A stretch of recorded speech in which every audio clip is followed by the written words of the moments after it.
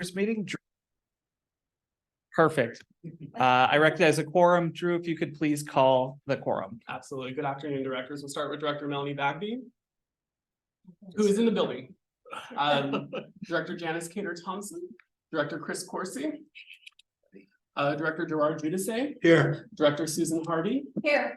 Director Ariel Kelly. Here. Director Sandra Lowe. Director David Rabbit. Here. Director Mike Wall. Here. Director Stephen Zolman. Present. Vice Chair Linda Hopkins. Present. And Chair Chris Rogers. Here. And Director Bagby has entered the room. And welcome to a couple of our colleagues, alternates who are stepping in today. Welcome to the board. Let's go on to our public comment on items not on the regular agenda. If you're here to speak on something within the jurisdiction of SCTA RCPA, but it's not on the agenda, go ahead and approach the podium.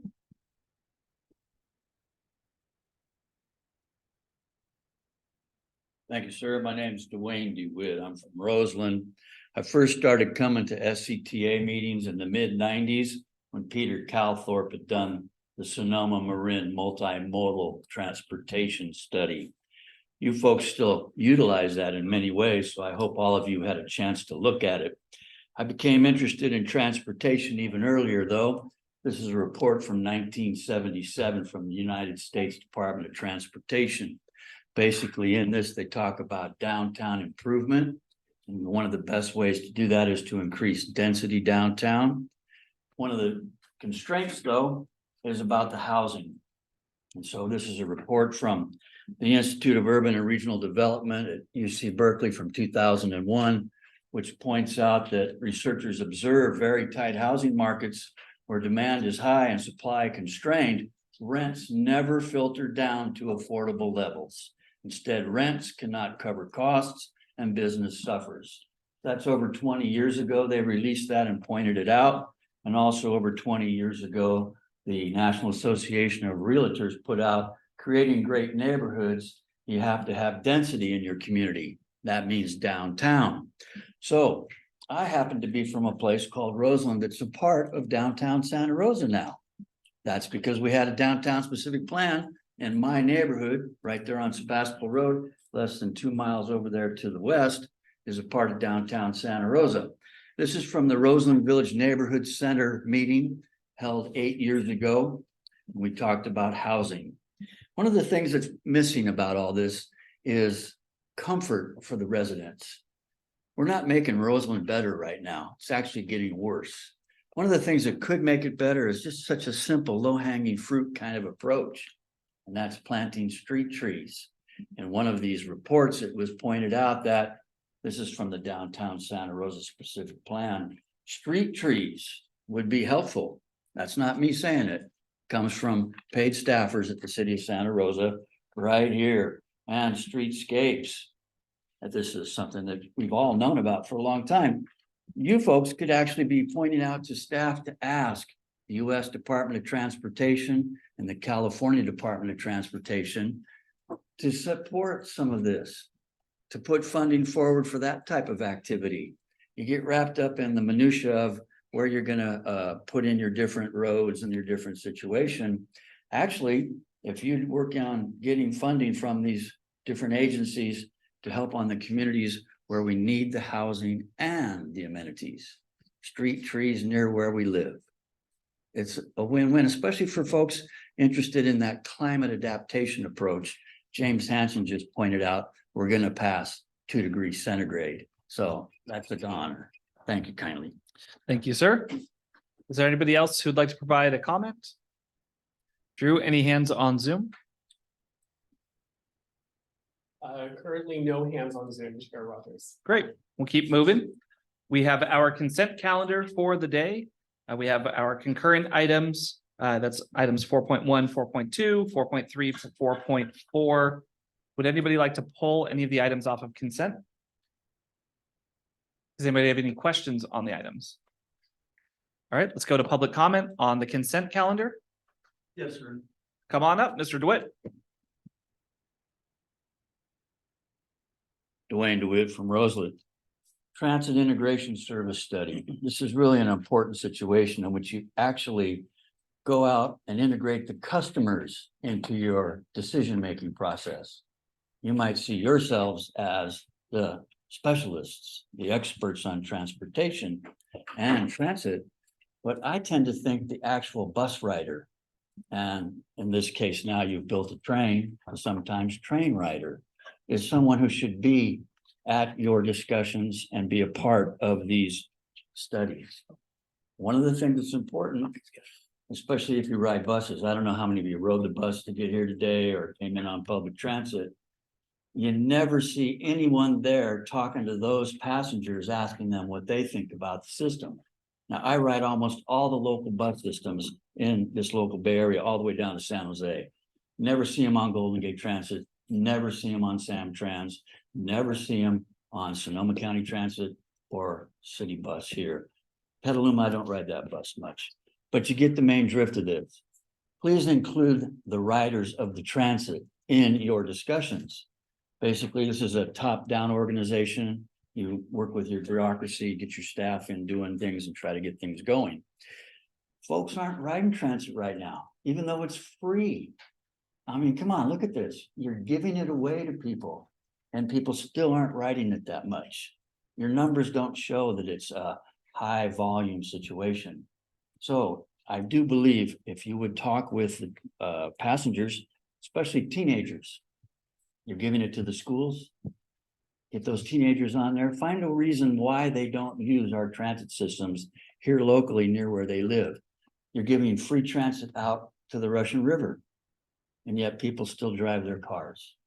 So there's got to be something here that you folks, being the specialists and the experts behind me, can come up with in these surveys. And it says engagement. That's why I'm standing here. So once again, reassure you, there isn't engagement. It's very minimal. So go for what they call authentic community engagement, ACE.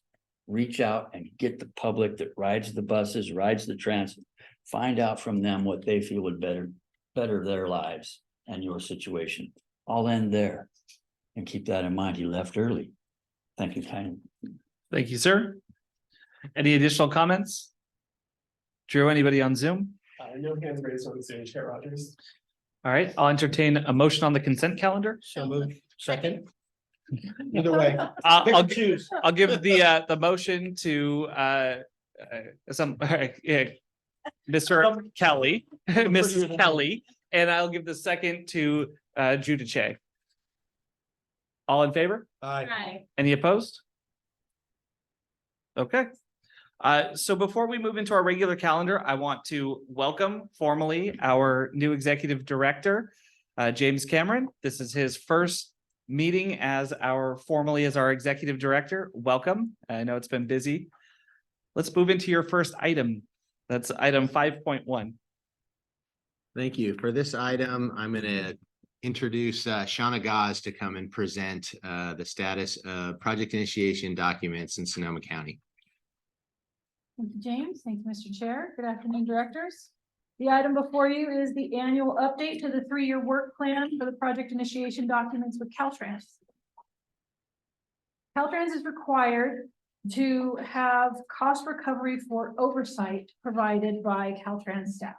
Caltrans staff also requires having a cooperative agreement in order to exchange funds in order to do these project initiation documents. So Caltrans looks to us for a list of the project initiation documents that we want to do on a 3-year basis. So in February of 2022, we provided a list of projects, and that project list is included in the staff report in your agenda packet. And we have recently received a request from Caltrans to update that 3-year work plan. Staff is requesting direction from the board regarding the priority of the listed projects and any additional projects that may need to be added. I would like to remind the board that there is a cost recovery program, so the project initiation documents must be funded by the project sponsor, and the project must be in the regional transportation plan, and it needs to have funding through the environmental phase of the project. With that, I would let you know that the list that is attached to the staff report is the project list that was developed in coordination with the feedback from the technical advisory committee. With that, I will turn it back to you, Mr. Chair. All right. Do we have any questions from the board? No questions, just a comment.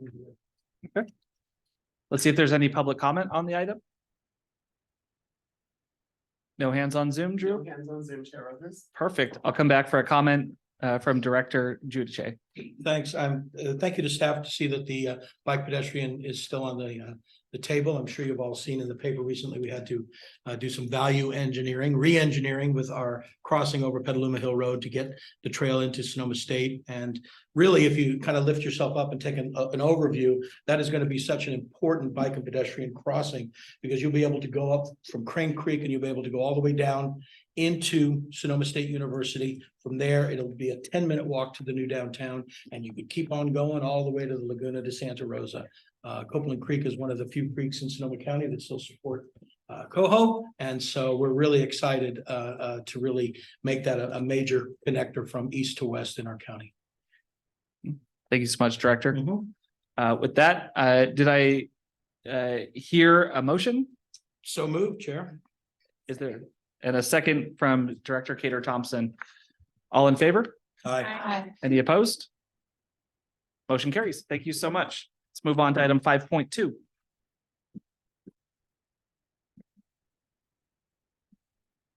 So item 5.2 is planning and pending development report. I'm going to introduce Adam Garcia from our planning staff to brief the board. Welcome, Adam. Thank you. Good afternoon, Mr. Chair and board members. So I'm here to talk about two important projects at SCTA. Two very interconnected aspects of our world, both travel behavior and where our development happens. They're very closely connected. So for these reasons, it's important for us to keep track of where development is happening, to understand where then those travel improvements, road improvements, bikeway improvements can be made. This effort helps us improve our forecasting and development tools through our travel modeling. It's also a great resource for local planners to see what's going on in neighboring jurisdictions, to understand where development is happening, where travel behaviors are changing. And so this next step that we're looking into is really being able to think about what planning documents can be useful for this information. How can we understand better where development is happening, how travel is changing to help influence our plans and projects. So this could be in general plans, specific plans, updated housing elements, regional forecasts and trends.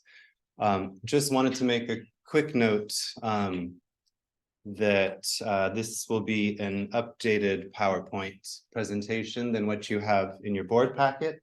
But the presentation will be made available following the meeting.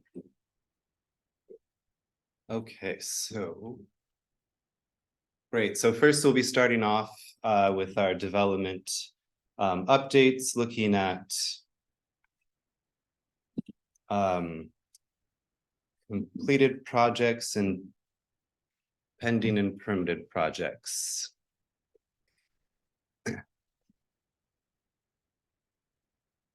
Okay, Please, the right. no, it is not. Should be saved in the packet.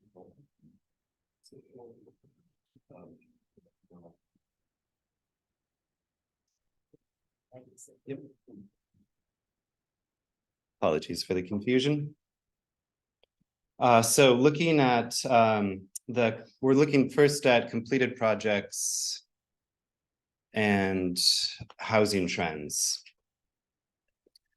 So completed projects are anything that is completed, occupied, that's basically happened in the past 12 to 14 months. This data is compiled from local staff reports and is used to be able to understand what's happened in the past few months for development. So as we can see that looking at from some data from Generation H, State of Housing, we can see how those trends relate to housing and population. We can see at the top there that following shortly after the Tubbs fire, there's been a decrease in population, while housing has mostly stayed stagnant. And that, again, that's only data from 2020. If we look at more recent years, I'm sure we'd see a slightly different picture though.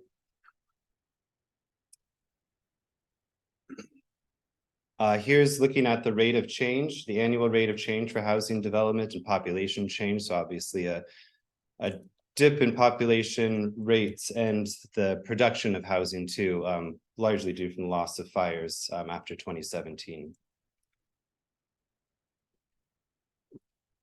So here we see that although population is declining, there is still a major housing shortage that's leading to higher rental prices and still remains an issue that we need to confront. So I'm gonna just briefly stop at the end of each section just to see if there's any questions. If there are none, I can keep moving on. Onward we go. So here's to the travel behavior updates. So here we want to really understand and this I should clarify, is strictly automobile behavior, not looking at necessarily transit or bicycles, but automobile travel. So has anything happened in the last 5 years that might have changed, these things? Yes, we've had a lot to deal with. We've had the impacts from COVID, we've had wildfires, there are demographic changes afoot. All of these things are influencing how people are moving around our county and in between and outside of our county too, coming in and out. So here's a quick look at some of the data. This comes from MTC based off the US Census and trying to understand where the work from home rate has changed, both before the pandemic and in the years following the pandemic. What we see for Sonoma County is that we're slightly below the regional average. It was approximately 7% before the pandemic and is leveled out to 15%, though that can still likely change as we figure out where that balance between the work from home rates will finally settle. To help us understand a little bit more, we can think of it also by income and by industry. So the work from home rates are far higher for those higher incomes. Those roughly correlate then to mostly office-oriented positions that can easily be transferred to a home office and to a work office, so financial, professional services and other.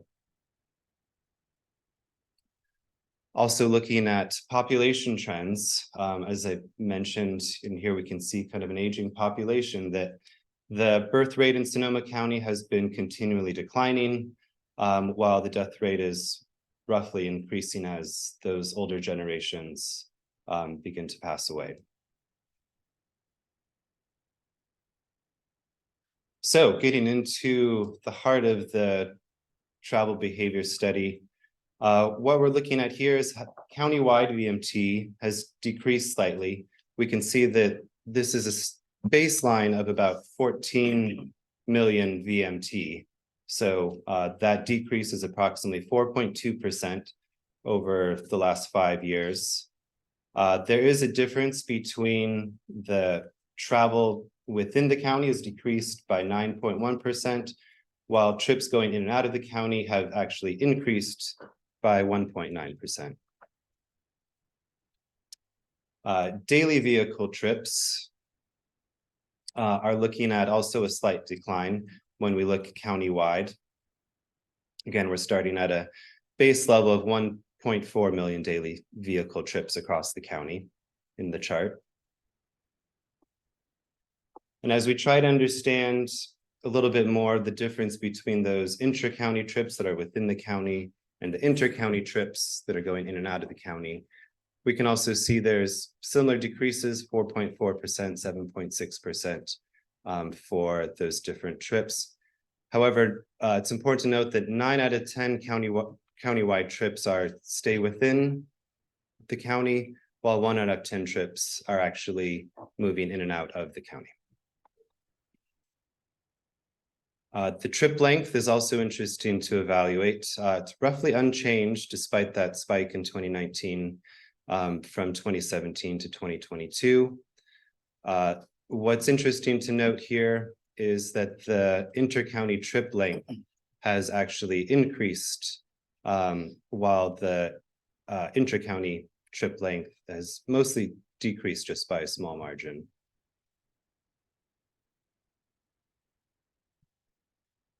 So where are these intercounty trips coming and going from? Here we can see on the left, there are a number of counties around us where the increase is actually quite significant. And there are some figures there in terms of what the percentage of the increase is, as well as the total overall number of trips. So while Lake County is up shockingly 163%, we can see that's roughly 5.8 thousand drivers coming in and out of the county. Looking at the decrease in trips, Marin is notable, having gone down 22% from 60,000 to 46,000. And there is some potential that some of those trips might have changed, given that San Francisco, Marin might be more heavily office-oriented workers, whereas workers coming from those other counties may be more physical type jobs where your presence is needed on the job site. So I think this is my favorite stat out of all of this. Approximately roughly 30% of the vehicle trips in Sonoma County are less than 2 miles in length, and 60% are less than 5 miles in length, representing trips that could shift to active modes of travel. So looking from city to city, Sonoma has the lowest average trip length at 4.9 miles, whereas Cloverdale has the highest average trip length at 9.8. Moving on to VMT, Santa Rosa has the lowest VMT, while Healdsburg and Sebastopol are roughly tied for the highest VMT per capita.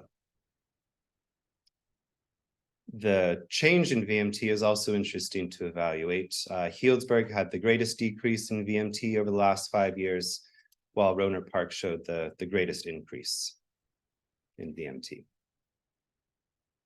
So I'll stop briefly there for questions. Director Bagby?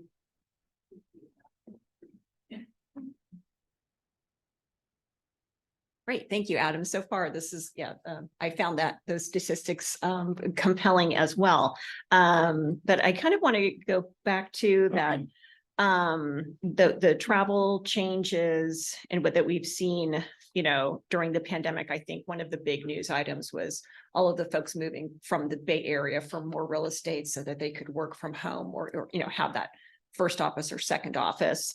And it seemed to me like a good news story at the time, but I'm wondering if you're seeing some correlation between that movement to Sonoma County, but also just in the numbers that you just brought up on Mendocino and Lake County and their inter-county commutes. It just seems like that could possibly account for some pretty big impacts on the 101 corridor, especially the northern portion. I was just wondering if you are able to track that sort of more granularly, or if you just think that it was those movements to Sonoma County, Mendocino, and Lake are not affecting the numbers. Do you think it's attributable to a different sort of trend?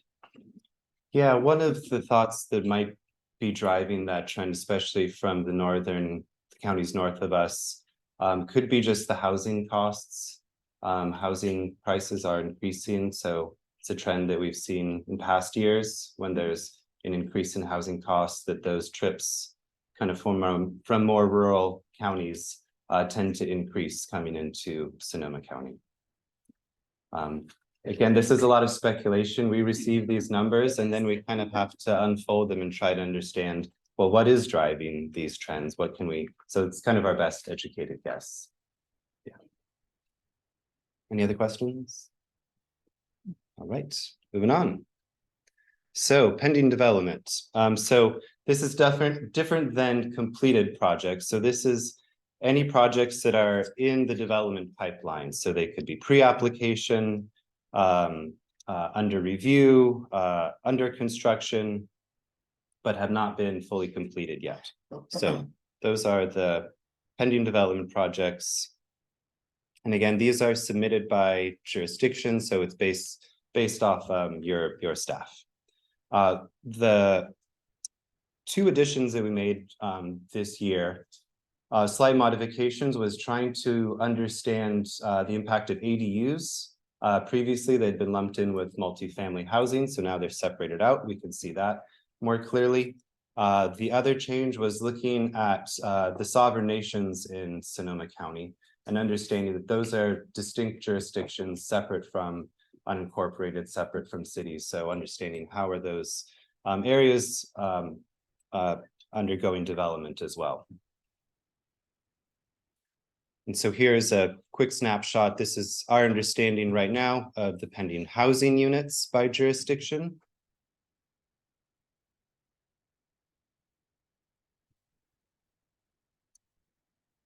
And to get an idea of those housing types, should all give ourselves a good pat on the back. We're doing very strong in the multifamily housing sector, so kudos to everyone on that.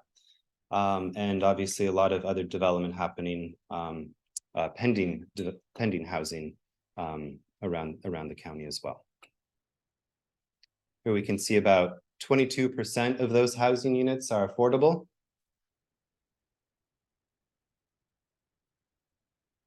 And here we can see the status of the various pending housing projects as well.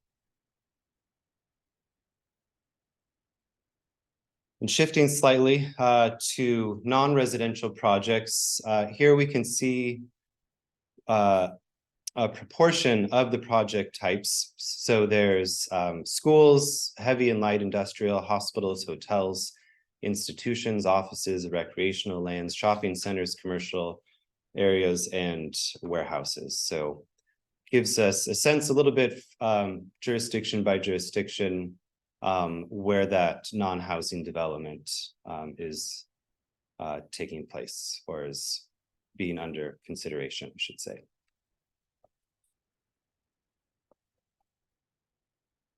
Right. And with that, I'll see if there's any questions. Any questions from the board? Do you have sort of ballpark figures when we say affordable, which level of affordability from our arena perspective they fall into? That data is a little bit tricky to get to. It could be spliced out a bit, but based off some of the data that we get, it's not necessarily distinguish what level of affordability is. If we can parse it out, we can, but it's not consistent through every single project that we receive. Yeah. It is something we can definitely look into to try to get more detail about that. Yeah. But right now our database isn't tracking at that specific level. It might be in the notes, Great. but yeah, not by sector. Yeah, I'd just be curious to see it. I think we all deal with our arena numbers and know that there are specific ones that are much harder to hit than others. And so it'd be helpful in the future. Thank you. Okay, Yeah, great. Go ahead. Oh, sorry, I was just going to comment in support of that. I think that one of the issues that we bring up to our legislators is the fact that there is oftentimes financing for 80% or affordable, but it's very difficult to come to get a project where you can get the financing for low and moderate. And I think that it's important that we have those numbers so that we can report back to our state representatives, you know, what the true stumbling block is to getting those kinds of projects off the ground. And oftentimes it's just that financing isn't available. So I would like to through the chair, if I may, just to communicate to staff that I would like to see that prioritized so that we can get that data back to our representatives at the state level so that they understand what the true challenge is. Yeah, thank you. Vice Chair? I'm just gonna bring up something that's a little bit tangential, but you know, I know we're talking about VMTs here. Has there been any analysis of kind of trends in usage of air travel, which actually has a really substantial impact on greenhouse gas emissions? And I just want to mention that the county is currently going through a process of looking at kind of noise impacts that are affiliated with the Sonoma County Airport. We had a meeting a couple of weeks ago in Sebastopol, and would also just encourage anyone who's experiencing that or getting complaints from their residents to participate in that process, because it's really important. But do we have any I'm kind of curious almost along generational shifts, you know, because we had sort of demographics data around income, kind of what we see in terms of greenhouse gas emissions and air traffic, sort of air travel usage. Yeah, that is a great question. BC, do you know if we're tracking airports travel, airport emissions in our next greenhouse gas inventory? We are planning to include some general information about it, but not track it quantitatively. Okay.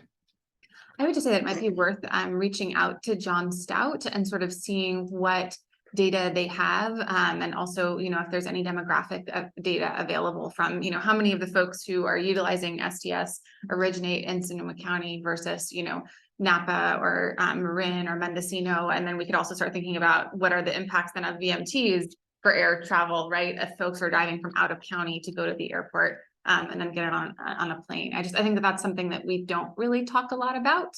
And yet know that it's a huge contributor to global greenhouse gas emissions, with much less, I think, of an opportunity for mitigation, at least technologically at this point in time, compared to cars. So Yeah, no, that's a great point. I will definitely follow up with our team about that. Thanks. Director Harvey? I guess I'd just like to add on to what Melanie said. Oftentimes, we know by the time that projects are approved, which level they are. And oftentimes during all the other sections, when we're going through there, we're constantly trying to see how many units we can get and at what levels we can get them. And I agree with the finance team. Always a problem, because they always want to say, oh, well, they're affordable. Well, they're at the moderate level, which really doesn't help us, to your point, with any of our arena members, because we often in the jurisdictions fall off on that low and very low, because nobody wants to build those. Any additional comments? Great, well, thank you. So just to let you know, we will be producing a white paper on these results for the travel behavior addendum. So there'll be a lot more detail in that. This is just a very high level. And then we're also looking into creating an online dashboard for the pending development.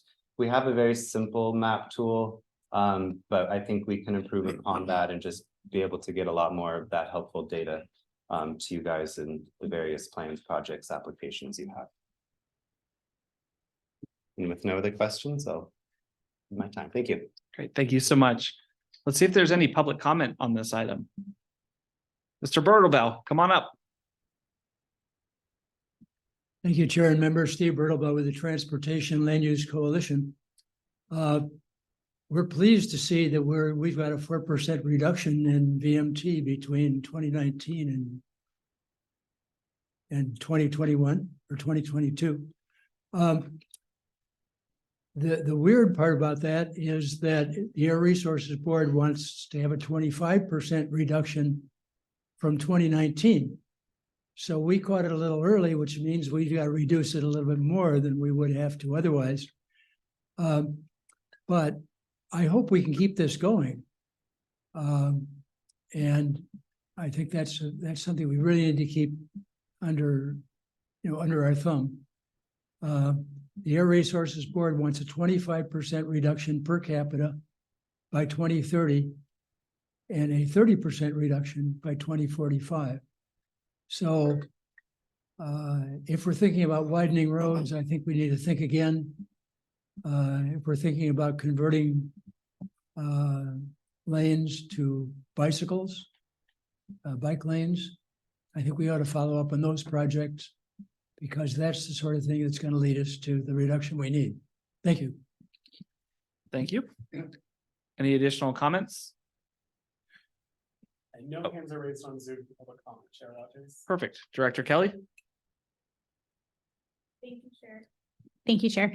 I just wanted to echo the sentiment and share that I think this work is critically important for the intersection point between RCPA and SCTA, and that as we look at the comprehensive transportation plan, or we look at some of our long range planning, we have these mandates, as Mr. Bergwall shared, around greenhouse gas reduction and VMT reduction. This agency and this body is the only entity in Sonoma County with its multi-jurisdictional that's looking at the intersection between housing, jobs, and transportation and vehicle miles traveled. And so I think this work is really the most important work that we're doing, and we're making sure that the data is accessible, that the data is being shared with all the jurisdictions, and that it's flexible. And that I think that's a really great role for SCTA, RCPA to be playing within the multi-jurisdictional effort that's happening at this table. And then also, as we are all tackling this next phase of the housing element cycle and what we need to deliver for our RENA, I think this will also be a really great tool for us to be, tracking how we're doing towards implementation. And per the prior comments about levels of affordability and what's pending and what's actually getting built, I think looking at that from a county-wide perspective is really important. So I appreciate this presentation, and I hope we get to continue to move it forward and receive, ongoing updates as the time goes on in this next 8-year cycle. Yeah, thank you for that comment. That was leading to my next steps. I walked away too soon, but yes, we'd be very happy to share this data with you, help with any housing element issues, modeling work that needs to be done as we think about these issues going forward. So most definitely. This is a report item. If there's no additional comments, we'll move on to our next item. Mr. Executive Director.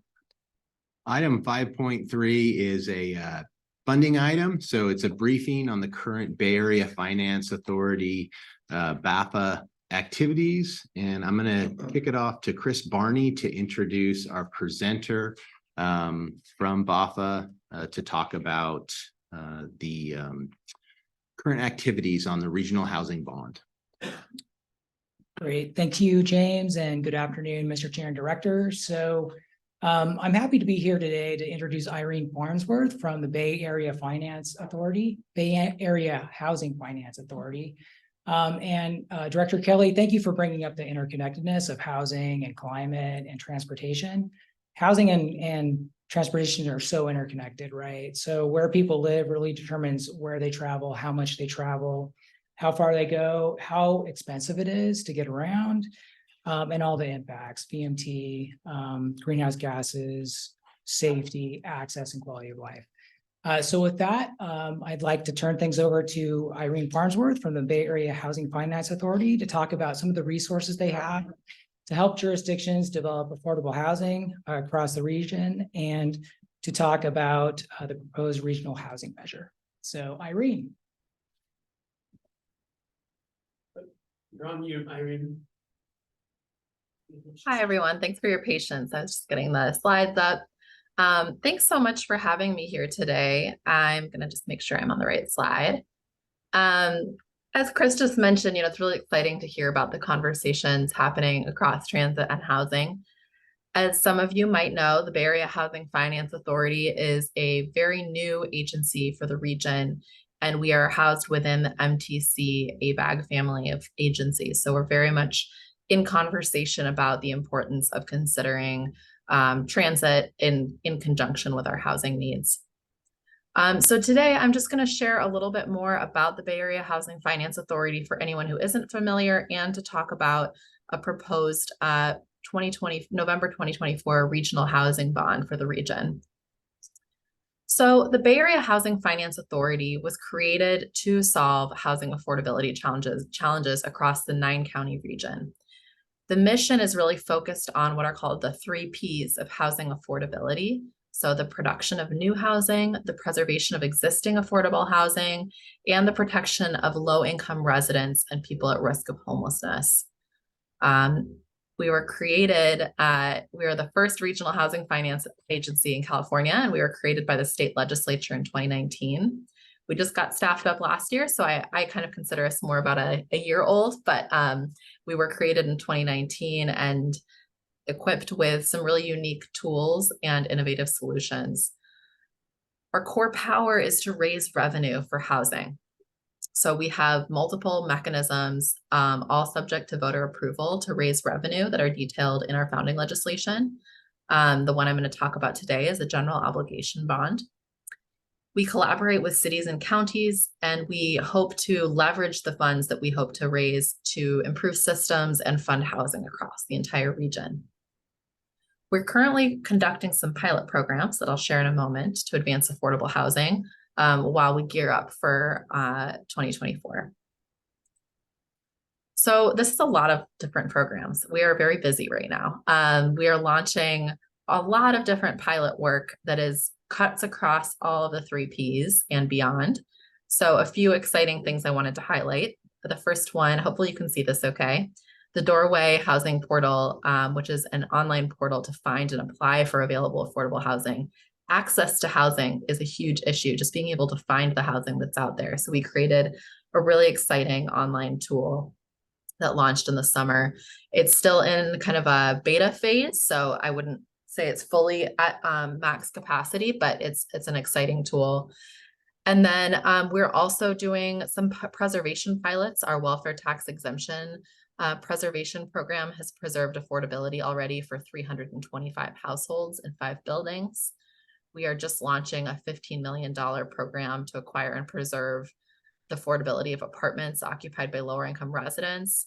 And just last week, we announced the launch of a $5 million program. We gave an award to Napa County to launch a rental assistance program for seniors at risk of homelessness, in recognition that seniors are our fastest growing group of people experiencing homelessness in the region.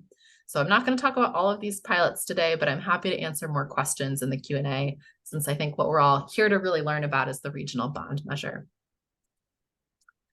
So funding at scale is really the goal of a regional funding measure in 2024, which is why we are focused on a general obligation bond. And the proposed bond would be a $10 to $20 billion general obligation bond to invest in affordable housing. It would require voter approval. The funds would be dispersed over approximately 10 years. This could be longer if the amount is 20 billion. And the eligible uses for the bond are set forth in statute in the state constitution. So there's very specific eligible uses that BAHFA can spend money on that are in our statute. And then state constitution has additional parameters around GO bonds. There's a related measure that's very critical. So for anyone who has familiarity with GO bonds, right now the threshold for passage is 2/3. So 2/3 of voters would have to approve in order to pass that bond.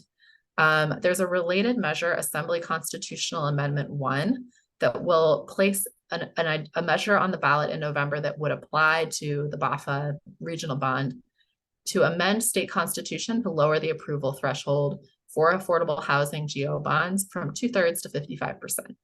So this would make it substantially easier for a regional housing bond to pass in the region with just 55%. Again, that will go on the November ballot at the same time as the regional housing bond. And if it were to pass, it would apply at the same time to the BAHFA bond. So this is a lot of money, right? $10 to $20 billion would be a really significant change to the funding that we have for affordable housing in the region. And I have all of the numbers here just so you can see kind of the magnitude that this would do for the region. And I've highlighted Sonoma County here. You'll notice that Santa Rosa has a separate allocation. That is because either the 3 largest cities in the region, so San Francisco doesn't really count because it's also in a county, but San Jose and Oakland will receive a direct allocation. And then the city of Napa and the city of Santa Rosa receive direct allocations because they carry more than 30% of the county's low-income RHNA obligation. So this is also statutory. Any city that is in a county that carries more than 30% of its low-income RHNA obligation gets a direct allocation. And so I'll explain a little more detail in a moment, but what you're basically seeing here is that funds will go back, 80% of the funds raised through a GO bond will go directly back to the city and county that are listed here. And then if you see at the bottom, BAHFA would retain 20% for a regional program.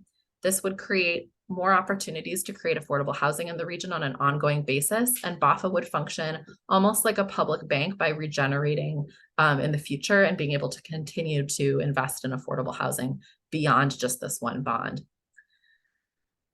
So I mentioned that it's written in statute how these funds must be spent. If you see on the left, there's slightly different rules for cities and counties. And then on the right, these are the rules for the regional program. So at least 52% in both pots must be used toward housing production. So we see that's a big focus of BAHFA here, is creating more affordable housing. At least 15% must be spent on preservation.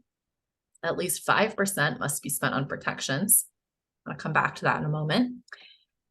And then we have a little bit of a difference here. 28% on the city and county level is flexible. So let's say I've heard from some counties, they're really interested in dedicating a lot of funds toward preservation. This is a place you could dedicate more funds toward preservation.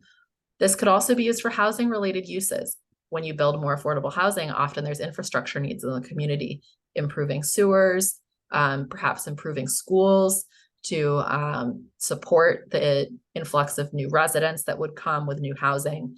Those types of housing related uses that are directly related to a new development could be spent using that 28%. On the BAHFA side, we have a 10% local and government incentive grant program that will be used to incentivize innovative and low cost housing development. And then we also have an 18% flexible fund. I mentioned putting a pin in the protection pot, which is that under current state constitutional law, general obligation bonds may only be used toward capital expenditures. So building things, acquiring and rehabilitating housing, constructing new sewers, constructing new housing, not services. So most of the things that would all of the things that would fall into that protection category are currently ineligible to be funded through general obligation bond. It's possible that some uses could be changed in state law, but for right now, that little slice is gray because it likely cannot be funded and would need to be reprogrammed to one of the other areas. For Sonoma County, what does this look like? So let's get a little more specific. So the total bond allocation estimate for Sonoma County, excuse me, you might be able to hear I have a cold right now. Excluding Santa Rosa, because Santa Rosa gets its own allocation, the total amount would be $282 million from a $10 billion bond. Of that, there's 5% eligible for county administration and then a remainder balance of $268 million. So you can see below here kind of how that shakes out to be for each of those categories that I just went over. For Santa Rosa, $121 million would be the total amount that they would get from a $10 billion bond. And then after county administrative fees, $115 million would be available to disperse. So this could make a really big difference for a lot of affordable housing projects in the region. Right now, so we're in November 2023, 1 year out. Where are we? So BAHFA is currently planning for its regional expenditure plan. So our expenditure plan, which outlines how we would spend these bond funds for that 20%, must be complete by spring 2024. Cities and counties have much more time. The earliest it could be in statute that it could be due is early 2025.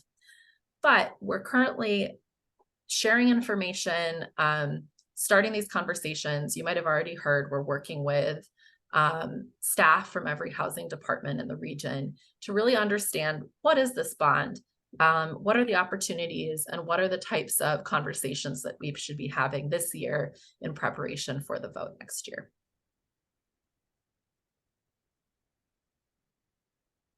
Excuse me. So BAHFA at the regional level. So I want to share a little bit more because that 20% I think is really exciting. That's something we haven't had before. So the regional program investment goals are to support innovative, diverse, and cost-efficient housing. We know right now that one of the drivers of our housing challenges is the cost of constructing new housing. So our goal is to spur innovation to deliver homes faster and at a lower cost. We also, I mentioned functioning like a public bank. We also hope to achieve greater financial sustainability for the region. Over time, BAHFA will generate money from its loan programs, which can go back into communities and provide more affordable homes without continually going back to taxpayers. And lastly, this really ties into the presentation you heard before me, which is equity and environmental sustainability. We have a really exciting equity framework that you can find on our website. So all of our programs are grounded in an equity approach. And we also work really closely with our colleagues at MTAC to ensure that projects will also take into consideration VMT, will also be transit oriented, and will help address climate change. Excuse me. So our regional timeline, this is a little bit complicated. I'm just going to show you a couple of the key things. So my presentation here, I would say, falls into the just general public information.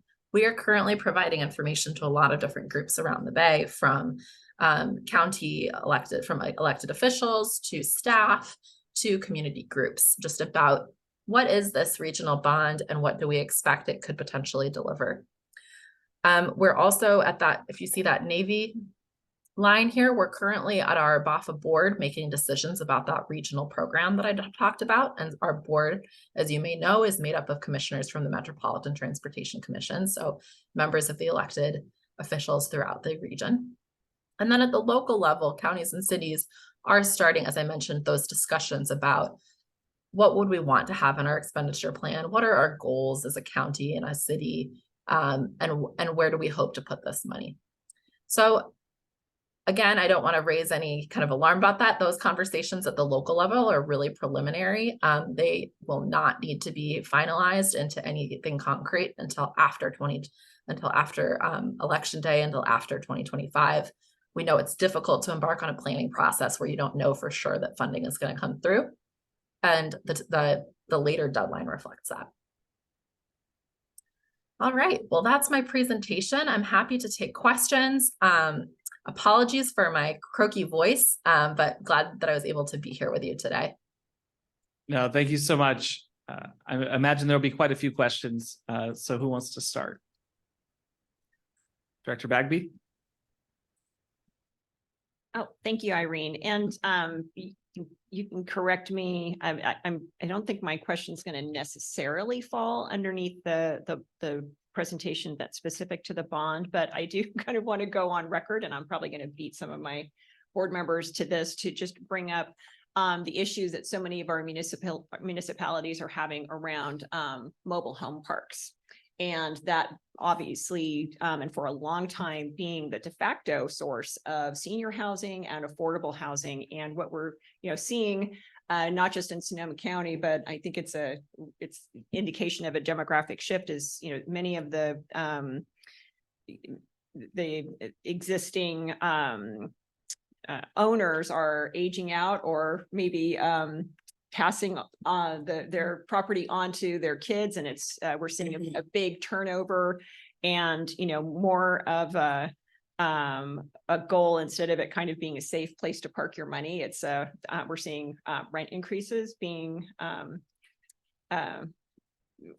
many of so much of our senior populations. And so I'm just wondering if there is any potential for funding through the bond, and if not, what BAHFA, what other tools you might be able to offer the county or the cities to kind of help with what I see is, I think it's going to be a transition. It's going to be a pretty big transition that happens. It's happening right now, and it's going to be happening very quickly with so many of our seniors. I think that we need to have a number of different kinds of tools in our toolbox to address the different issues, probably on a per park basis, but then also, they're going to be different situations that are faced by the mobile home owners as well. So I just was wondering if you could touch on that. Yeah, this is a great question, and it has come up in our board meetings before, especially for the counties of I think Marin, Sonoma, and Napa, there are more vulnerable seniors in mobile home parks, and this has come up before. And I would say this is an issue that really crosses all three Ps, right? So we have the need to produce more low-income housing to produce new opportunities for people to move into if their mobile home park is closing or if it's no longer going to be an option for them financially to live there. So definitely see the need to produce more affordable housing, and seniors being one key population that would fall in that production category.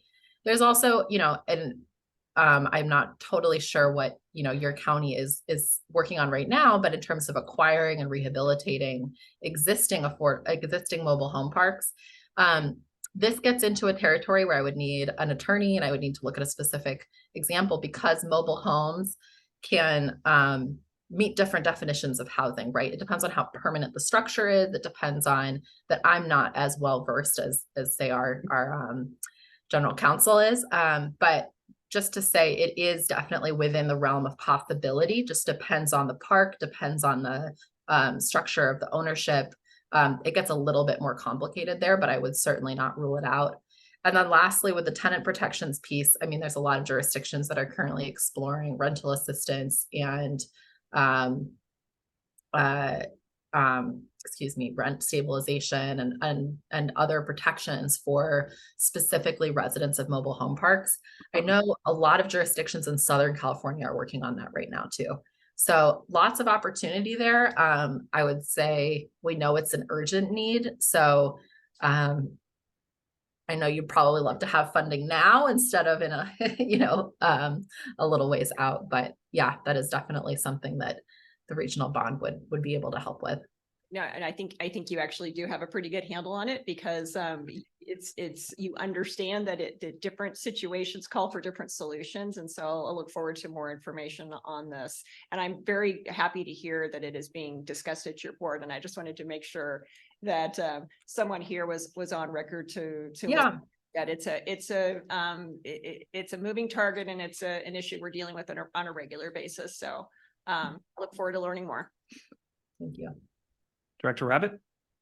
Well, thank you very much. And I do sit on the BAHFA board as an MDC commissioner, also on the ABAG Housing Committee, which sits with the BAHFA Oversight Committee. So I've been front and center on these conversations, as well as being on CASA with the CASA Compact. And this is really an outcome of the CASA Compact. David Chu had put this legislation on the ballot to BAHFA be formed and going forward. 3 Ps are obviously still there.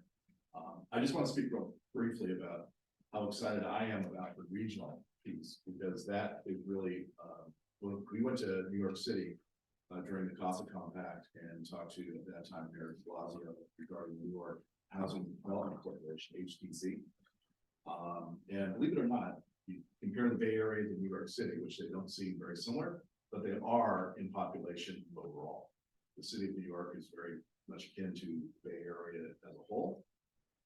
They are not that far off in housing prices if you really look at the highs and lows and whatnot. The New York City Housing Development Corporation, for the last 5 years, I think has averaged $2 billion in grant or bond issuances each and every year. And so the idea with the 20% is really to have a revolving housing fund that we're not going to have to go back to the voters each and every year. That we won't, there's a couple of great counties that have housing bonds out there. What they do is they spend down the bond until it's at zero, and then they have to go back out to the public and ask them to do another one. Meanwhile, you're still paying debt service on the previous one. This 20% won't do that. And for me, I think that's great, because it's a revolving loan that perhaps in many years, housing, I think the New York fund started in 2003, if I'm right, Irene, something like that. Of course, it's a history in New York about what they acquired, when and how, and everything else. But I think that for us here, that's the beauty, the opportunity that we have with that 20%.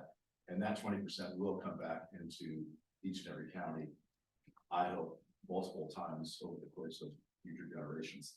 The 80%, I think the challenge and opportunity, and correct me if I'm wrong, Irene, is that going out to the voters, it's very flexible in terms of what each and every county wants to do. That's also a challenge to the voters for having that flexibility built in. And I think that here in this county, we need to all sit down and figure out what we want to do with that. Obviously, Santa Rosa figure their own thing out. But even then, I think that you want to complement and not compete with the other opportunities that are there. You want to leverage those dollars, and I think that we've used Foresight and Associates at BAHFA. We've used Foresight and Associates at the RED, the Renewable Enterprise District here, and I would really love to see us as a county use Foresight and Associates to convene facilitation with all of our city partners to kind of come up with flexibility. And for me, it's really two things are the most important: is some sort of urgency and flexibility. Every city is different. Everyone's needs are different. If we sit around and dream of the perfect project, I think it will only get mired in bureaucracy and make it more difficult to get the money out. So I look forward to that. I just wanted to say how excited I am about the 20%, the opportunity to discuss what to do with the 80% amongst all of our folks here, and not holding the fact that voters in the entire Bay Area still have to bless this thing. So thank you for all of it. Yep, Director Harvey. I'd just like to add on to what Melanie said. We are also having very difficult times with mobile home parks in our community, and we have to do something. It especially in a small community where that's a big part of your affordable stock, to see these big corporations come in. They come in, they know what they're buying, but they see the rents in Sonoma County and they want a piece of it. So they create these rules that are rules that no one can really do. And so it makes these vulnerable people have to leave their homes, and they get, pennies on the dollar because they're not really movable homes. And these big corporations then buy them, and then they want to change from what was an affordable spot to a market rate because they obviously make more money. And so we really, as you pointed out, Irene, we kind of need that help now, but it's good to hear that that's in there, because if there's a way to wiggle around these loopholes, then some of these big corporations will do that, and they are doing that. In particular, I think they're targeting Sonoma County because of the rates of vacancy that they can get here. So, thank you. Any additional questions? Vice Chair? One question I have, and I really appreciate that it sounds like there is flexibility in terms of preservation of existing housing stock, because out in rural Sonoma County, there aren't a whole lot of places to build, at least in my district, that aren't either underwater during the winter or at risk of fire during the fire season.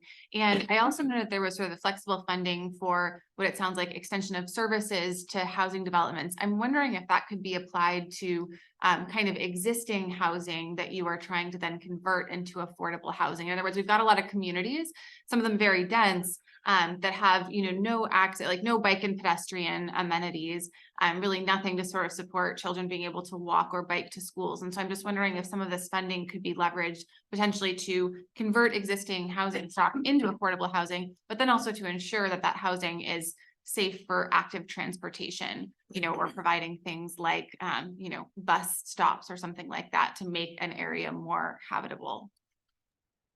Great question. Yeah, those funds would be eligible for that. And I'm aware there's multiple other funding sources out there that could be really complementary, REAP dollars, other state funds that are really focused on that transportation piece. So it's definitely worth looking at how different pieces could be knit together, right? Those housing related uses could be applied to preservation projects as well, as long as they are increasing kind of the use, right? If you were, for example, it gets a little nitty gritty, which is why I didn't go into it in the presentation, but for example, if you're increasing the number of people who live somewhere, you'll need to increase the number of services. But if the number of people isn't necessarily changing, it might be harder to make that argument. Those are all things that you'd kind of get to. So maybe I'll give a little more information about the planning process, right? So where we are right now is like a really broad planning stage. So not needing to plan We don't need to plan for specific projects yet. We don't need to plan. It's good to have those conversations so that we kind of know what we have in mind. I'm sure you each know what you would want, what projects you'd want to put in the front of the line, but they don't need to necessarily be reflected in that first expenditure plan. Some of those nitty-gritty decisions will happen later in a NOFA process or in whatever you're using to allocate the funds. So again, it's good to know about what you want to do, but you don't necessarily have to make decisions about it right now. What was the other point I was going to make about the preservation projects is definitely something that is worth identifying, because those projects can also be complicated in different ways. That production isn't quite as complicated. So, I mean, each has their own complications, but sometimes affordable housing preservation can be challenging too.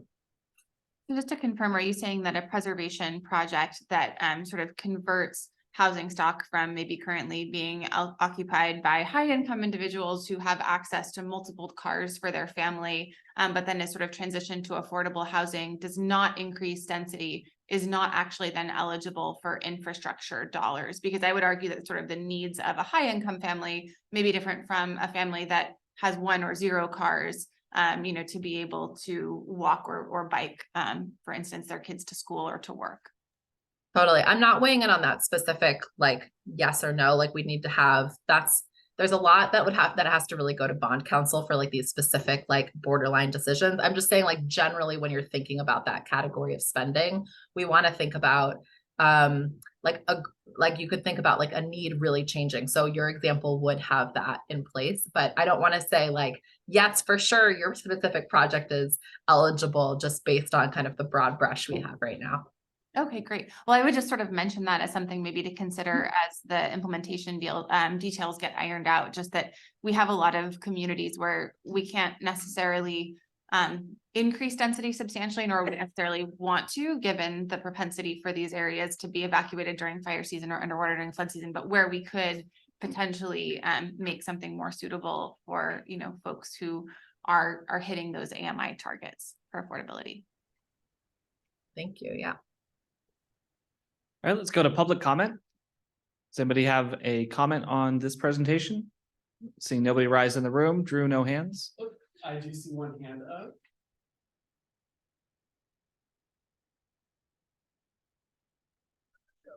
All right, so we have Generation Housing who wanted to speak. I have permitted you to speak. You may start when you unmute yourself.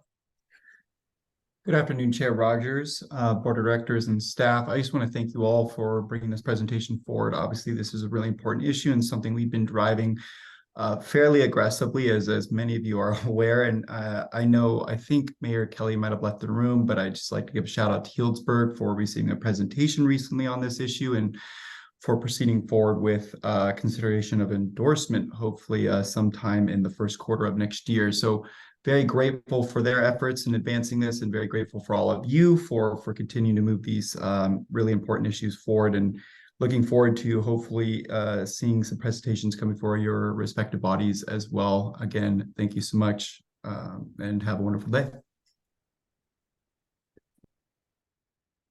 I don't see any of the members of the public who wish to speak on this item, Chair Rogers. All right. Thank you, Cal, for speaking. I'm going to bring it back to the board. Are there any additional comments? I just want to say thank you for the presentation. I know you're still a long way from finalizing anything, and I know we'll be particularly interested in it. To my colleague's comment, Santa Rosa is obviously grateful for a direct allocation whenever we can get them. And the way that this board has always operated is a really collegial approach, that even if something works for Santa Rosa, if it doesn't work for the rest of our county, we won't be in support of it. And so I hope you really will take back the feedback from my colleagues about what they need in their community, because I think that there's a way for us to do something really incredible for the region if it's done well.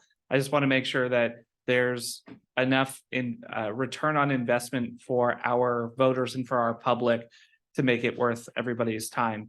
And so we'll be keeping a close eye on it.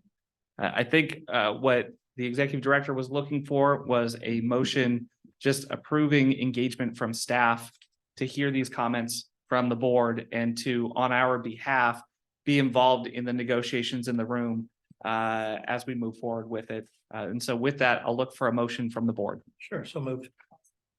Motion from Roanoke Park and a second from Petaluma. All in favor? Aye. Any opposed? All right, that motion passes. Thank you so much. All right, thank you all for having me today and look forward to continuing to be engaged. Mr. Executive Director, item 5.4.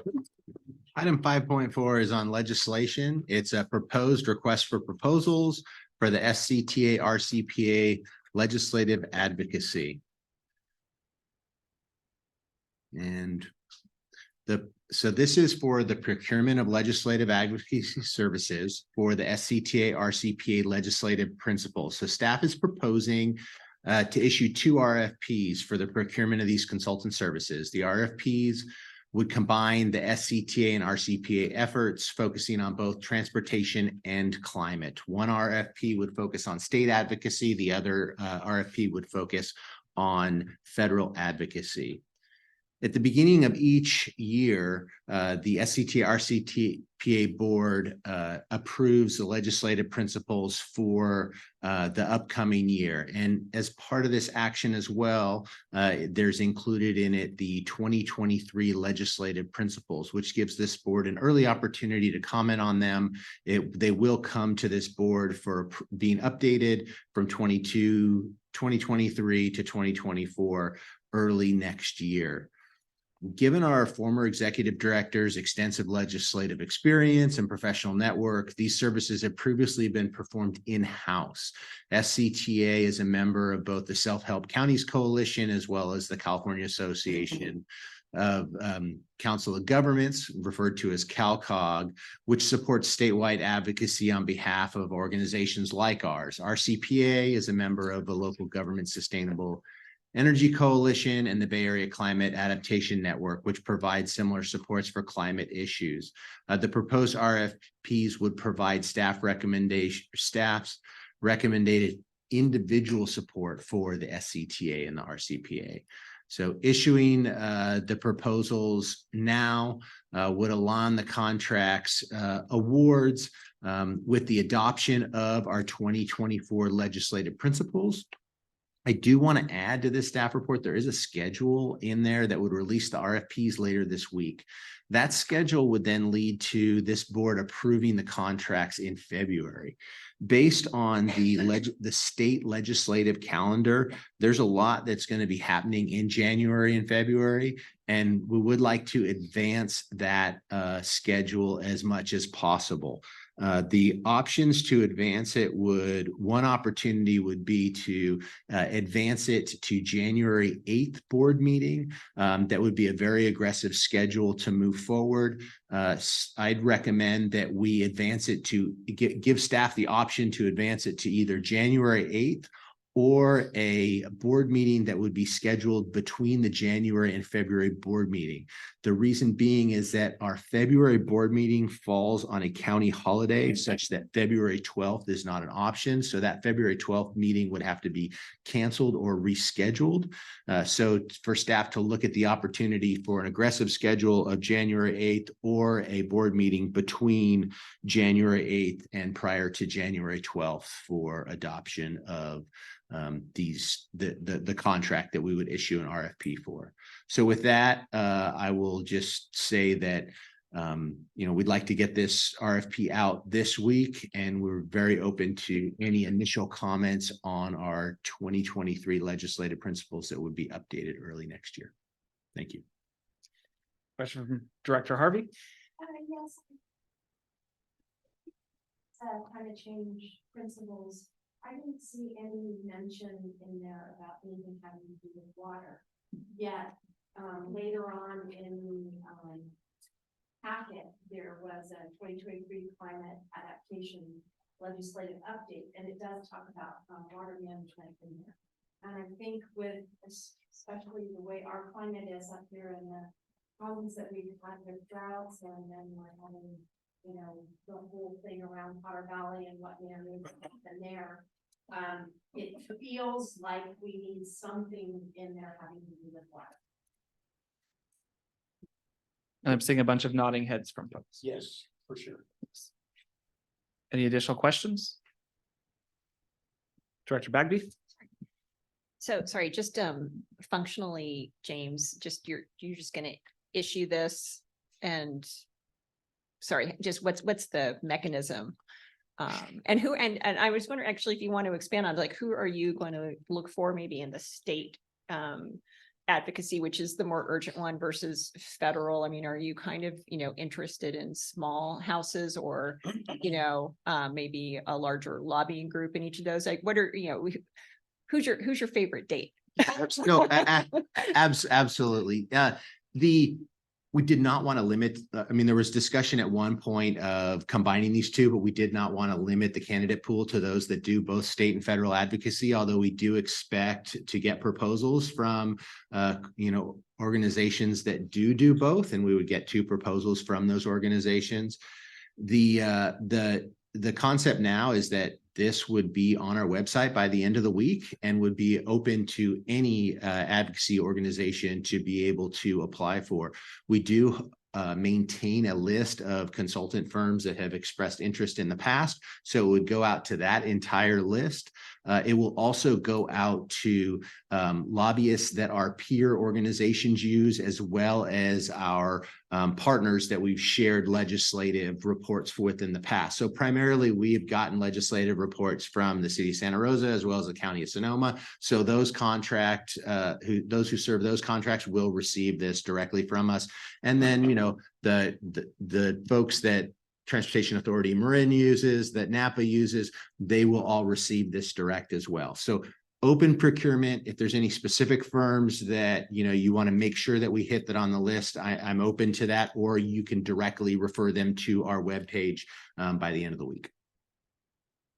It touched on one of my concerns. I think that we often on state and local issues, we were probably in lockstep with Sonoma Clean Power and a lot of issues. And so I don't know if it's appropriate to put that in the description that we work a lot of our agencies work very closely on related issues. And so we're interested in people who work and play well with others, obviously. And you answered the question about the kinds of firms. They could be very small and specialized and state only, or it could be a larger national firm that has a presence in DC and a presence in Sacramento. So yeah, I think it would be, it's just a great opportunity to get out there and look and see, who's available, what's available, and find the right fit. But I'm just very pleased to see you move forward on this, because I think it's an important step for this agency, and especially, as my colleague from Cotati mentioned, we have so many complicated local issues just around water. And so it really does require someone who understands the state regulatory framework. And then, of course, you can't do anything without understanding FERC. So finding, and that's I'm sure that there's a nerd out there somewhere who wants to tackle our challenges. So, but I think it's a great direction, and I'm really happy to see you expediting this, because I agree we've got to get on the state. We've got to get on that state hire right away, so that we get somebody who is up and running with the next legislative session. So thank you. Any additional comments? I'll entertain a motion. So moved. Second. Director Bagby, second with Director Giudice. I love the competition, everybody. All in favor? Aye. Any opposed? All right, that passes unanimously. Let's move on to our reports and announcements. We have the advisory committee agendas that have been provided. Mr. Executive Director, do you want to give an executive committee report? I'd be happy to. Our executive committee discussed 2 items today. One was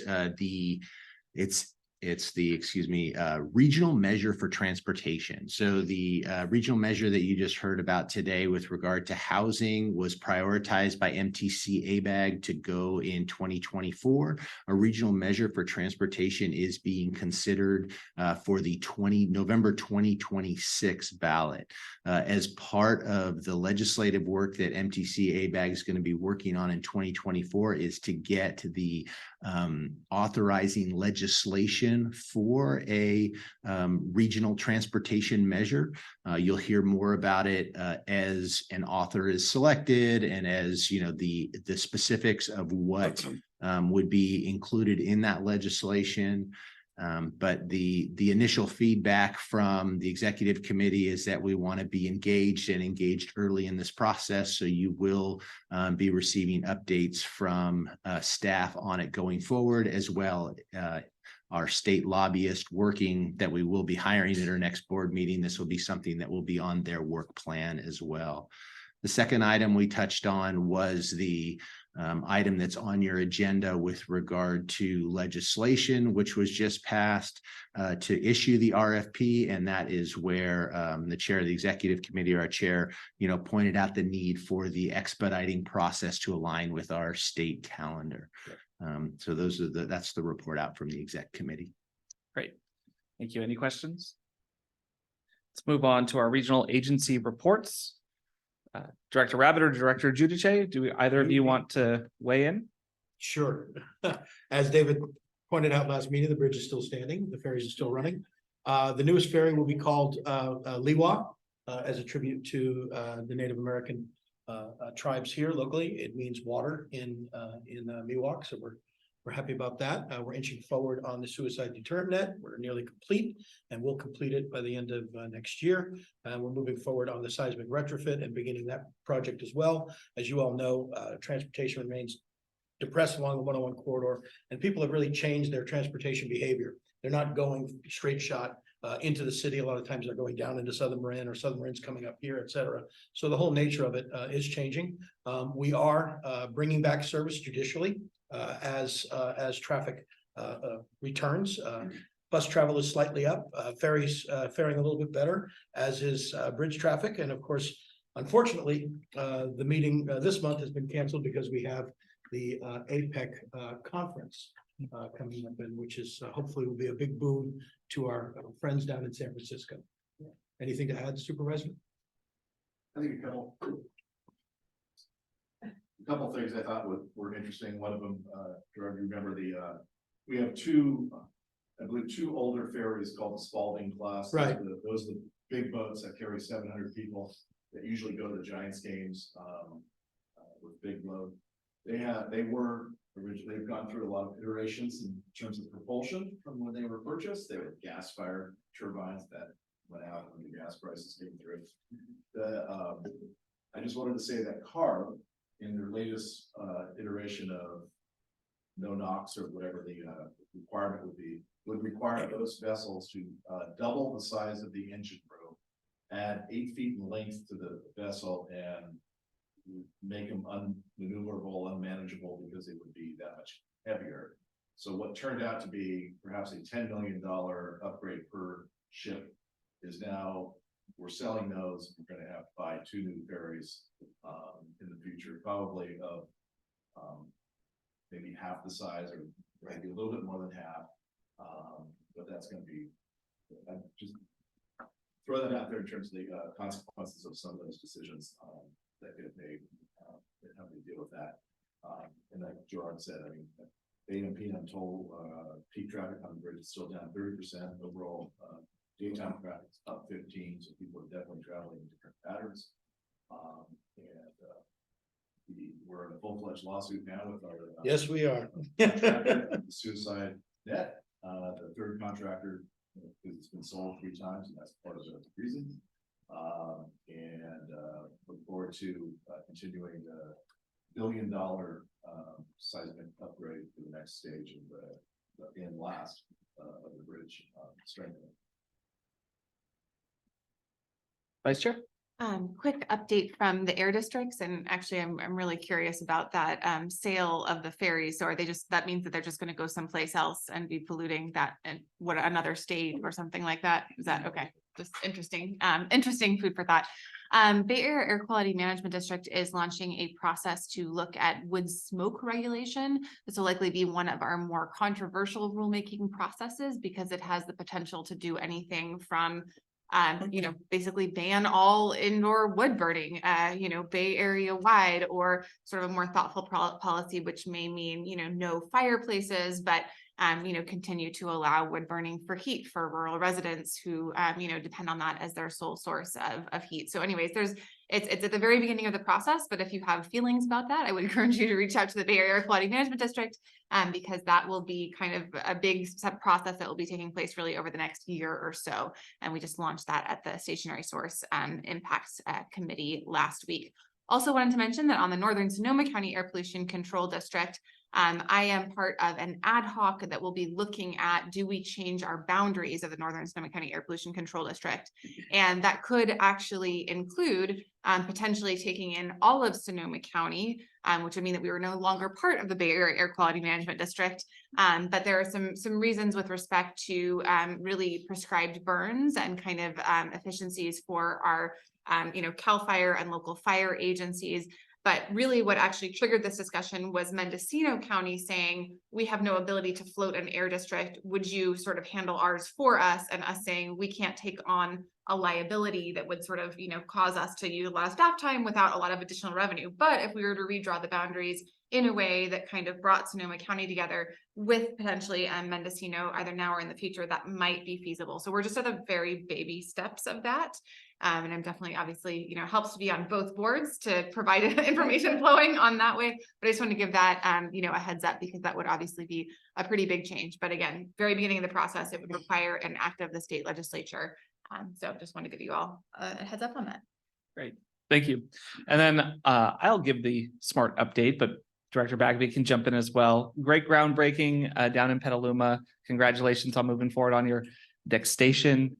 And while Director Bagby and Director Rabbit and others were down there for that, I was up in Healdsburg meeting with members of the Great Redwood Trail, talking about the future of SMART there as well. Once we complete to Windsor, hopefully early 2025, and then what that means for the future for Healdsburg in terms of connectivity, in terms of their path. So really looking forward to the progress that SMART has been making. The number was 221 million that's been brought in since 2021 for construction of the train. So shout out to General Manager Eddie Cummins, who's just been doing a phenomenal job since he came in. Chair? Yes, absolutely. Just Rohnert Park would like to express its gratitude to both SMART and MTC for visiting the downtown Rohnert Park site. We really enjoyed showing you. We appreciate the consideration. As you know, we've gone to RFQs. I have a hard copy here if anyone wants one. Anyone that you know that's interested in bidding this project, the bidding is open, and there'll be a mandatory meeting on November the 30th at the site, and there's been robust interest. More than a dozen firms are interested so far. So great. Mr. Executive Director, if you'd walk us through our SCTA RCPA activities reports. Absolutely. Let's start off with our marketing and communications report from Ross Clendenin. Thank you, James. Good afternoon, directors. I'll provide a brief update on communications highlights over the past month. SCTA staff continued the countywide active transportation plan engagement. We've created materials and done some tabling with our consultant, Fair and Peers. We're right at the tail end of that first chunk of engagement. A link to the survey is included in today's packet if you're still interested. And I do have a few more physical materials around if people are interested. They are bilingual. To date, the survey has received over 850 submissions. So it's been a good amount. And if you are at all curious, I recommend that you take a look at the online map because the comments are live. So you can really kind of zoom in on different areas and see the feedback that that has gotten so far, and all that will of course be used to complete the countywide active transportation plan. The other thing I just wanted to touch on that we've been dealing with, a lot of messaging has been coming from Caltrans just related to road closures and repairs in Sonoma County and also nearby that would affect residents. So we've been working to get the word out on our social media channels, as well as directly engaging with people that have larger followings than we do to get that word out. Partial closures of Highway 12 obviously happened in October, the westbound closure of SR 37. And the messages, have been shared by other agencies, and we'll continue to keep engaging with our partners to get the word out. And with the storm season approaching, SCTA staff will be ready to facilitate future closure and detour messaging as that season approaches. Please let me know if you have any questions about these or any other communication topics. Any questions for Ross? All right, thank you so much. Thank you very much. Next up for our climate change activities report, Tanya Narth. Good afternoon, Mr. Chair and directors. I'd like to highlight a few items from our climate change activities report for last month. First, in the area of climate policy and specifically related to the climate bond or the Senate Bill 867. You may recall that the board submitted a letter to Senators McGuire and Dodd with a request to consider including funding for climate resilience districts in that climate bond. So since then, or in October, staff met with staff from Senator McGuire's office to follow up on your letter and to get an update on the status of that legislation. It did not move forward at the end of the last session, but there is a belief that the governor is still interested in a climate bond. And so the status is that the legislative staff are looking at the various bonds that have been proposed on items related to climate and resilience funding. And they're basically in a process of reconciling those different bonds and requests. They need to work through that reconciliation and have an updated piece of legislation ready by the April-May timeframe for the November 2024 ballot. They did seem open to the concept of including some type of funding for climate resilience districts. And so we do plan to continue following up and of course, keeping the board updated on what's happening. And to the earlier discussion on the RFP, another reason why it's really critical for us to get that additional lobbying support for this and other items. So that's an update on climate policy. And as Director Harvey mentioned, or noted, we did include a couple of fact sheets that summarize climate-related legislation that was adopted in the last session. I am not an expert on all of those, but if you do have questions on them and I can't answer them, I'm happy to follow up. A couple that stood out for me on that list, AB 297 related to wildfires and a local assistance grant program that was updated to allow funding for prescribed grazing, which we do see, I think, a fair amount here in Sonoma County. So I think that's good news for us locally. An interesting AB 285 that is requiring local schools to include climate education as part of the science curriculum. So that's very good. And then legislation requiring zero emission school buses, a requirement that as of January 2035, 100% of newly purchased or contracted buses would be zero emission where feasible. So that's a good one to hear about.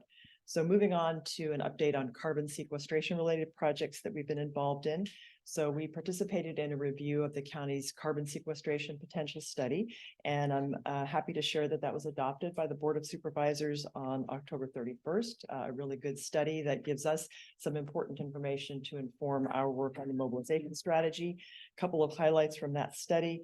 It found that in 2022, Sonoma County landscapes held approximately 105 million metric tons of carbon dioxide equivalent in carbon stocks, so storing in our landscapes. And that was actually a slight decline from 117 million metric tons in 2013. So this study compared carbon stocks in 2013 to 2022.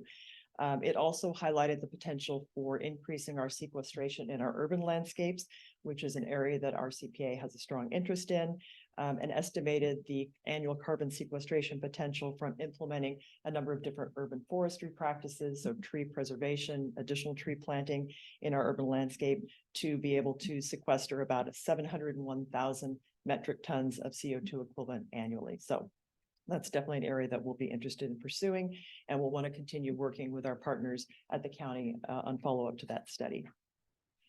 There's a new project that's just kicked off. We've shared about it, I think, in our activities report in the past, but it's a USDA grant that was secured for a project that encompasses Sonoma and Marin counties, known as the Sonoma Marin Ag and County Climate Coalition, or SMAC is the acronym. And this is a project that will leverage carbon farming programs across the two counties, and also look at ways to strengthen the marketing of our local and regional food systems across the two counties, And then a third piece, which I'm really excited about, is to do some exploration of carbon finance. So additional investigation and research into a regional financing program for the carbon sequestration practices. So that project kicked off officially in October, and staff will be bringing an agreement to the board for approval between RCPA and the county, because we do have a small amount of funding that's coming to us through this program. So I'm really excited to see that activity kicking off. And then lastly, we've been facilitating a carbon sequestration through compost application project with funding from the county's Climate Resilience Fund. And this fall, we're wrapping up with our partners. We're not doing the sequestration activities, but coordinating them. So our resource conservation districts and Daily Acts have been working on ag-related compost application and compost application on community sites. Those projects are wrapping up this fall. And we expect to be able to bring a report back to this board and the county board with a report of overall results from that program in the spring. And some good news from that, it's really demonstrated that our local producers are very interested in compost application and other carbon farming techniques. And our challenge is to find more funding to allow them, to help them implement more of those practices. So that wraps up the carbon sequestration. A couple of comments on our BayREN services. As we introduced last month, we are kicking off or preparing to kick off our BayREN liaison service that Anna is going to be staffing. And we've started our meetings with local staff to share information about Anna's new role and to start getting feedback in terms of how we can improve the outreach and marketing and support for local jurisdictions in getting the word out about BayREN's programs. We've gotten through about half of the meetings that we have planned, and we'll wrap those up in December.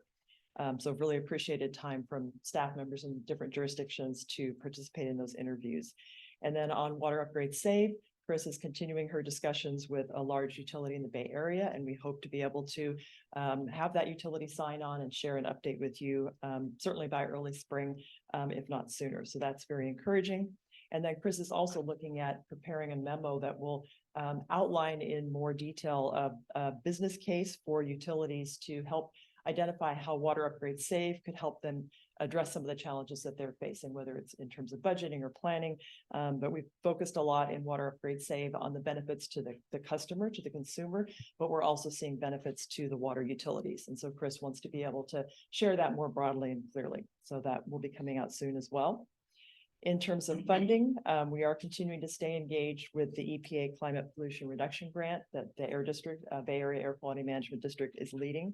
And staff participated in the first 2 working sessions, gave input on Sonoma County's needs related to the measures that are being developed for that priority climate action plan, and will continue participating in those meetings going forward.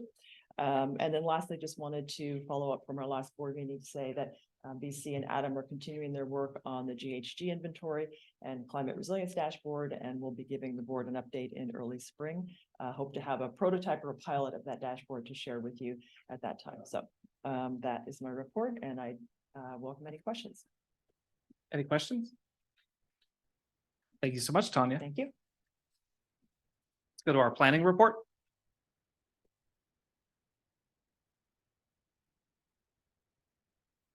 Good afternoon. I'll be highlighting a few items on the planning report today.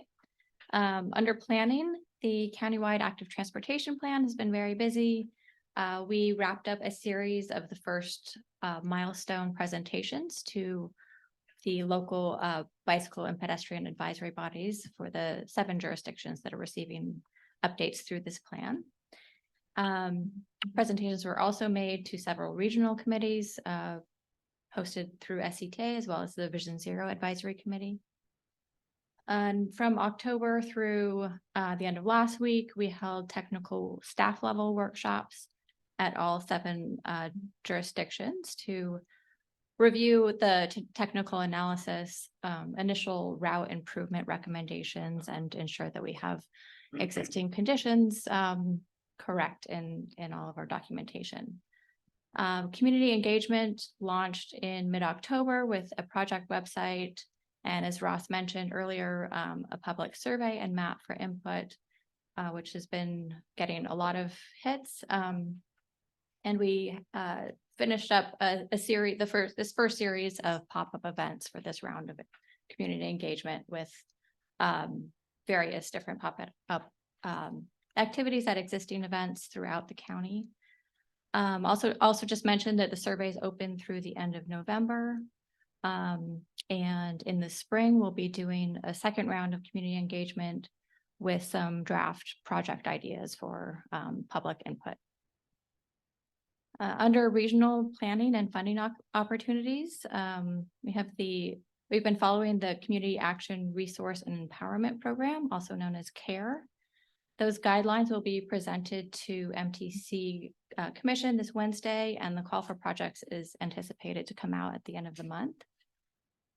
This program will help provide funding for transportation projects in equity priority communities. And we anticipate that the application will be due in mid-February. And SCTA has been communicating updates on this project to the local jurisdiction staff. Plan Bay Area 2050 Plus has also been moving along. MTC has been sharing information on core planning assumptions that are being used. This includes changing demographics and travel preferences, COVID-19 impacts on commuting and travel, draft regional growth forecasts, and draft financial needs and revenue forecasts. These factors will all go into the regional plan update, and we expect county level forecasts to be available in late this year or early next year. Safe Routes to School program was also very busy in September and October. There were several education services and lessons for 2nd, 4th, and 5th graders at 17 sites around the county in September. Several Learn to Ride lessons were held as well. And there were 61 schools registered to participate in October's International Walk and Roll to School Day event, which was helped organize through Safe Routes to School staff as well as volunteers, where they delivered promotional items to all the registered schools in September. Finally, the Safe Routes to School staff organized and facilitated the 2nd Safe Routes to School Task Force in Santa Rosa and in September, and also held the 1st Safe Routes to School Task Force meeting in Petaluma. And I and Chris and Adam are available if anybody has any questions. All right, any questions from the board? Director Bagby? Yeah, thank you. I just was hoping to go back to the regional transit-oriented communities policy. I know this is a newly adopted plan at MTC, and I don't exactly expect a pat answer, because I know I actually was able to ask the question of some MTC staff on our whistle stop tour, and ask the question of some of the board members, and it was pretty clear that this is a policy that is in development. But I'm particularly interested in and hoping that staff will be able to track this, because I as Cloverdale's representative, I have some pretty big concerns about it. We were over a decade ago, we adopted a transit-oriented development area around our station area plan to be in compliance with MTC standards. And my concern is if we're the last station, on the on SMART to get service, does this raise the bar even higher for us, even though we've been in compliance with MTC standards for quite a while? So I'm hoping that staff will track this carefully and get this information back to me, as well as my city staff. So that's the first thing I'm concerned with, but also, just back to the presentation earlier today that talked about the increase in car traffic from Mendocino and Lake counties because of the changing commute patterns. I mean, this is something that I brought up at this board for at least 2 years, because there actually was a pretty good Press Democrat article on this pre-COVID that talked about the number of folks who were moving to Lake and Mendocino and commuting into Sonoma and Marin. And what we saw during the pandemic is that it kind of accelerated that, work from home 2 to 3 days a week trend. And now we're seeing it reported that those numbers are even larger. So in relation to the TOC policy that they're adopting, I want to make sure that we're letting MTC know that that increased car volume from Mendocino and Lake counties needs to be accounted for. And I think that eventually the biggest proponents of a smart station in Cloverdale are going to be the folks who live and work in downtown Windsor and downtown Healdsburg, because the northernmost terminus is going to attract a number of cars. And the question is that do they want those cars parking in their downtowns all day, or trying to park to go to the airport? Or do we want those cars to be parked in a city that can accommodate, that actually already has a location that can really well accommodate that commuter traffic? So so in the future, what I'd like our planners to do is really stay on top of that and show what the real numbers are. I think that, you know, when I discuss this with members of MTC, or when I discuss this with planners, they say, oh, Cloverdale, you got 9,000 people, nobody lives there. The fact is that we're looking to decrease VMT, and we need to account for traffic from the north, not just from the third smallest city in Sonoma County, but from the commuters who are coming from Lake and Mendocino as well. Thank you, Director. All right, let's move on to our projects and programming report.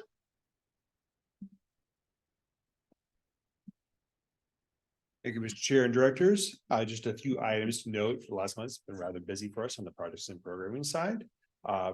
On November 1st, we submitted our 2024 RTIP, or Regional Transportation Improvement Program submittal to MPC, requesting $9 million in funding for the landscaping of 101 between Cotati and Windsor, and $6.5 million for the design right-of-way faces of the State Route 121 8th Street East project. So the MPC Commission should be taking action on that in December, followed by the California Transportation Commission in the spring. So we're hopeful we'll have that money in hand pretty soon.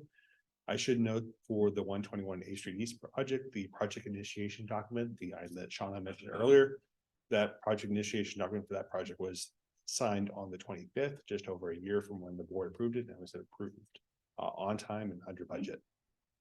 On the construction side, for the State Route 116 and 121 roundabout, PG&E and AT&T are actively relocating their utilities right now.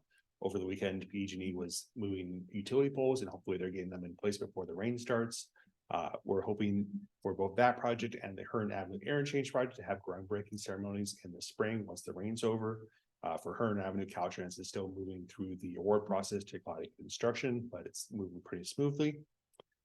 We were very happy to attend the SMART groundbreaking ceremony for the North Petaluma station last week. And in addition, this week, SMART board will be taking action to resume construction on the Windsor extension. So we're very excited about that. Also tomorrow, our executive director will be attending the ribbon cutting for the State Route 1 Gleason Beach realignment. And that is the first Caltrans project really looking at sea level rise. So we're very excited about that. Staff has also partnered with the California Transportation Commission to host an active transportation program workshop tomorrow. This workshop is focused on the statewide funding program, the active transportation program, and trying to assist local agencies, staff, consultants, and community members to improve project applications, bring more money to the region. So very much focused on this kind of staff and consultants support and trying to get feedback from the staff. On Wednesday, we'll also be doing a driving tour with CTC staff around the county, all the way up from Healdsburg to Sebastopol, Santa Rosa, Roanoke Park, Pelham, and Sonoma, doing a big loop looking at existing projects and potential projects for funding and trying to get their advice on how we can improve our applications, bring more money to the region. With that, I should also note that the California Transportation Commission also recently announced that they are recommending $50 million in funding from what they call the Local Transportation Infrastructure Climate Adaptation Program for Highway 37. This money would be going towards replacing the Tully Creek Bridge just east of Highway 121 in Sears Point, and also restoring a section of strip marsh in Solano County west of Mare Island. So this is the very first big infusion of funding for Highway 37 in the interim B segment, or the Sears Point Island Improvement Program segment that we, as we call it, and we're looking forward to potentially receiving other grants for Highway 37 in the future. With that, I'm happy to answer any questions that you may have. Any questions? All right, thank you so much. Let's go to public comment on our reports and updates. See nobody rising, see nobody on Zoom, so I'll bring it back to the board.